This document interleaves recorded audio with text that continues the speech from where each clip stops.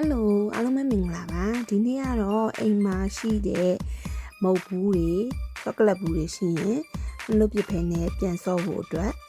ဒီမှာ idea လေးတစ်ခုရလို့ပေါ့နော်အိမ်ကနေပိုလိုဘူးပွန်လေးကိုလွတ်ပြရမှာမမျောလို့ဆိုပြီးတော့ခုလိုရုပ်တွေကိုဖြတ်လိုက်တယ်ဖြတ်ပြီးတော့ကော်လေးတွေနဲ့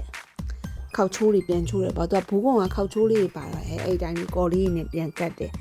ကတ်ပြီးတော့ရုပ်ကလေးတွေကိုပြန်ပြီးဖိညက်ကတ်လုပ်တယ်ပေါ့နော်